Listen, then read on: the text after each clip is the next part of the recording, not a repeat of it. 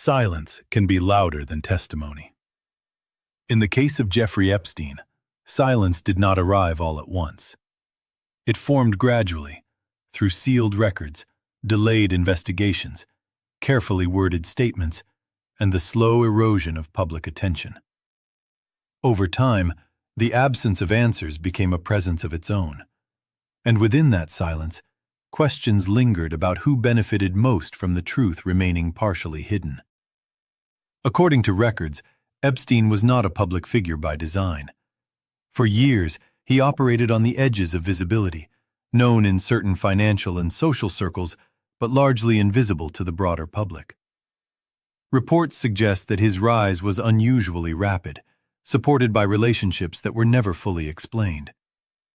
These early connections would later become central to questions about influence, protection, and access. Documents indicate that Epstein cultivated proximity to power across multiple domains.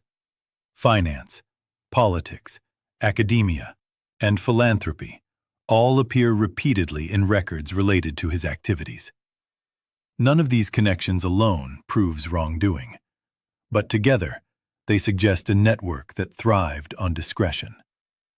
Discretion, in this context, was not merely a preference, it was a currency. According to financial filings, Epstein's wealth was substantial, yet opaque. Publicly available information offers few clear explanations for how his fortune was built or sustained. Investigative reports over the years have noted inconsistencies between his reported business activities and the scale of his lifestyle. Private jets, multiple properties, and exclusive access to elite spaces raised questions that were rarely pursued to their end. Reports suggest that Epstein's social calendar was as valuable as his balance sheet. Invitations, introductions, and private gatherings placed him in rooms where decisions were discussed long before they reached public view. These environments, by nature, resist transparency.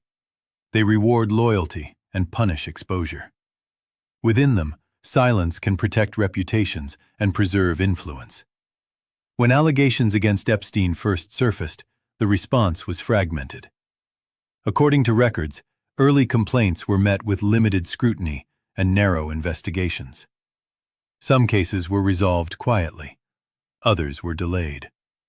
Documents indicate that key information was compartmentalized, preventing a full picture from emerging at any single point in time. Legal outcomes further complicated the narrative. Reports suggest that plea agreements and prosecutorial decisions limited the scope of accountability. The language used in these agreements would later be examined closely, as observers questioned who benefited from their constraints. The legal system, designed to uncover facts, appeared instead to have drawn boundaries around them. According to court documents, certain evidence was sealed or restricted from public access. While such measures are not uncommon, their cumulative effect was significant. Each restriction reduced visibility. Each delay allowed memories to fade and priorities to shift. Over time, the absence of comprehensive disclosure became normalized. Media coverage played a role as well. Reports suggest that initial attention gave way to periods of relative quiet. Competing news cycles, institutional pressures, and editorial caution all contributed to uneven coverage. Some stories were pursued aggressively, others were abandoned. The result was a fragmented public understanding, shaped as much by omission as by fact. Documents indicate that Epstein's associations extended beyond national boundaries. International travel records, property holdings, and cross-border financial transactions suggest a global footprint. Jurisdictional complexity often slows investigations, and in this case, it appears to have done more than that. It created gaps where accountability struggled to follow. According to records, institutions that interacted with Epstein faced difficult choices once allegations became public. Universities, charities, and private organizations reviewed past decisions, often issuing statements that emphasized limited knowledge or procedural compliance. These responses, while legally cautious, did little to clarify how warnings were missed or ignored. Reports suggest that reputational risk influenced many of these reactions. Acknowledging deeper failures could invite scrutiny, liability, and loss of trust. Silence, by contrast, offered a way to contain damage. In this environment, the incentive to look forward rather than backward was strong. The question of who benefited from this dynamic is not simple. There is no single answer, no unified group that can be easily identified. Instead, benefits appear to have been distributed unevenly across a landscape of influence. Some benefited from avoided embarrassment, others from preserved authority, still others from the continuation of systems that favor discretion over disclosure. According to investigative timelines, key moments passed without full examination. Opportunities to expand inquiries were limited by scope, resources, or will. Each missed moment reinforced the next, creating a pattern that only became visible in retrospect. By then, the cost of revisiting the past had grown. Documents indicate that victims' voices were often marginalized within this process. While some testimonies eventually emerged, many remained unheard or unresolved. Legal settlements, confidentiality agreements, and personal fear all contributed to this silence. The absence of these accounts shaped the public record, leaving it incomplete. Reports suggest that power dynamics influenced which narratives gained traction. Individuals and institutions with greater resources were better positioned to manage exposure. Legal teams, public relations strategies, and political connections all played roles in shaping outcomes. Those without such resources faced greater obstacles in seeking recognition. According to records, Epstein's death marked another turning point, but not a resolution. Instead of closure, it introduced new uncertainties. Evidence that might have been tested in court remained unexamined. Questions that might have been answered under oath became permanent unknowns. In this sense, the silence deepened. The handling of materials after his death drew further scrutiny. Reports suggest that evidence review processes were slow and selective. Decisions about what to release, when, and how were made behind closed doors. Each choice influenced public perception and the scope of understanding. Documents indicate that some records were released in stages, often following legal challenges or sustained public pressure. These releases, while significant, were partial. Names appeared without context. References emerged without explanation. Rather than resolving questions, they often generated new ones. According to analysts, this piecemeal disclosure benefited those most invested in ambiguity. Without a complete narrative, responsibility remained diffuse. Speculation flourished, but accountability remained elusive. In such an environment, the truth became negotiable, shaped by interpretation rather than evidence. Reports suggest that political considerations further complicated disclosure. Concerns about precedent, stability, and institutional trust influenced decisions at multiple levels. The potential consequences of full transparency were weighed against perceived risks, and caution often prevailed. Financial interests cannot be ignored. According to records, Epstein's estate became the subject of complex legal proceedings. Claims, settlements, and asset distributions unfolded over time. Each decision reflected legal frameworks, but also strategic considerations. The management of these processes affected who received compensation and who did not. Documents indicate that confidentiality clauses continued to shape outcomes even after Epstein's death. Agreements signed years earlier remained in force, limiting what could be said publicly. These legal instruments, designed to resolve disputes, also preserved silence. Reports suggest that cultural factors played a role as well. Deference to authority, reluctance to challenge elites, and fear of reputational harm influenced behavior across sectors. These norms, deeply ingrained, made it easier for uncomfortable truths to remain buried.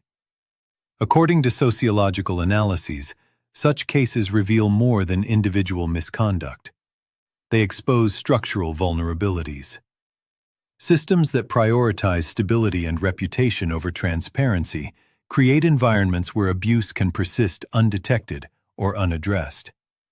In this sense, the benefits of silence extend beyond any single actor. Media retrospectives have attempted to reconstruct timelines and relationships, but gaps remain. Documents indicate that some records may never be recovered or released. Memories fade, witnesses age, and the passage of time erodes detail. The longer silence persists, the harder it becomes to break. Reports suggest that public interest has fluctuated, rising with each new disclosure and falling as attention shifts elsewhere. This cycle benefits those who prefer distance from scrutiny. Each lull provides space for normalization, for unresolved questions to become background noise. According to observers, the Epstein case challenges assumptions about accountability in modern institutions. It raises questions about how power is monitored, how warnings are processed, and how failures are addressed. The lack of definitive answers underscores the limits of existing mechanisms. Documents indicate that internal reviews conducted by various organizations often concluded with recommendations rather than admissions. Policy changes were proposed. Procedures were updated. Yet acknowledgement of past failures remained limited. These responses focused on future prevention, while leaving past responsibility undefined. Reports suggest that legal standards also shaped outcomes. Burdens of proof, statutes of limitation, and evidentiary requirements constrained what could be pursued. While these standards protect due process, they also limit redress in cases where time and secrecy intersect. The international dimension adds further complexity. According to records, cooperation between jurisdictions was inconsistent. Differences in law, priority, and capacity created barriers. In some cases, information sharing was slow or incomplete, benefiting those who operated across borders. Documents indicate that Epstein's name continues to appear in unrelated contexts, often as a reference point rather than a subject. His case has become shorthand for systemic failure, invoked without resolution. This symbolic status reflects both its impact and its incompleteness. Reports suggest that efforts to fully map his network face practical limits. Relationships are difficult to quantify. Influence is rarely documented explicitly. Much of what mattered occurred in private, leaving only indirect traces. These traces, while suggestive, stop short of certainty. According to investigative journalists, the challenge is not the absence of information, but its fragmentation. Pieces exist across legal filings, financial records, testimonies, and media reports. Assembling them requires resources and sustained focus, both of which are finite. Documents indicate that some stakeholders have advocated for greater transparency, calling for broader release of records and independent review. These calls reflect a belief that sunlight remains the most effective disinfectant. Yet resistance persists, rooted in legal, political, and cultural concerns. Reports suggest that the benefits of continued ambiguity are subtle but real. Without definitive conclusions, institutions avoid direct accountability. Individuals avoid explicit association. Systems avoid fundamental reform. The cost of silence is borne elsewhere, often by those with the least power. According to ethical analyses, the question is not only who benefited, but who paid the price. The imbalance between these groups reveals priorities embedded within structures of authority. Silence, in this context, is not neutral. It is an outcome shaped by incentives. Documents indicate that public trust has been affected. Surveys and commentaries suggest increased skepticism toward institutions tasked with oversight and justice. The perception that truth can be delayed or diluted undermines confidence, even beyond the specifics of this case.